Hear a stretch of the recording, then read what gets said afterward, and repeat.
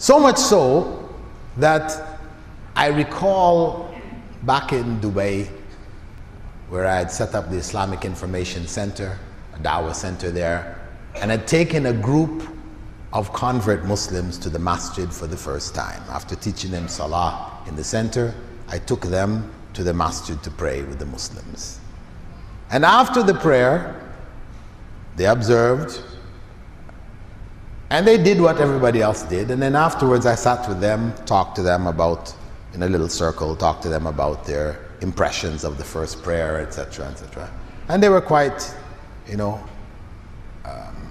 enthusiastic. They felt very good, the prayer. They really felt, alhamdulillah, worship of Allah in the way of Rasulullah sallallahu alaihi wasallam, the same way Prophet Isa used to worship Allah. But they said, but what is this thing that we see after the prayer? That people, after the prayer, it seems that their hands all start shaking, as if they have Alzheimer's, right? Disease, right? They get their hands, all of them like this. So what is that? So I felt shy to explain to them, actually, they are remembering Allah. Because people are in the habit of doing this, as I said, in such a way that it is an unconscious act. This can be going on and people can be doing multitasking, right? Doing other things, checking their emails at the same time or whatever, and the hands are still going on. This is by itself, and you can carry on with other things. Right?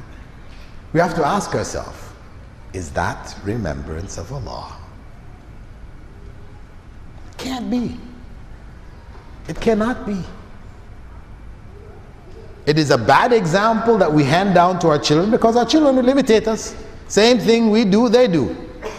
We're doing what our parents did. It's just handed down, generation after generation. And if we even think about it, if we're actually even saying it, how many of us actually say Subhanallah?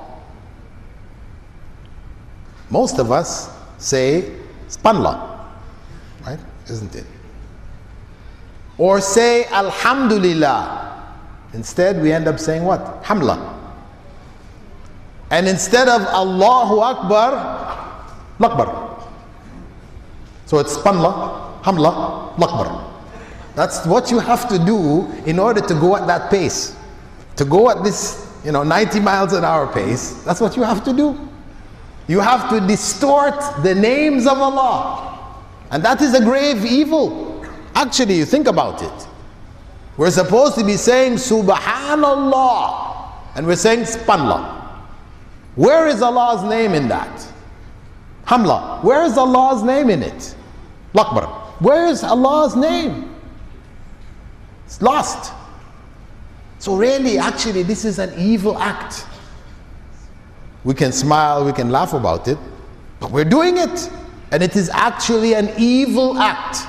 It is not a good act.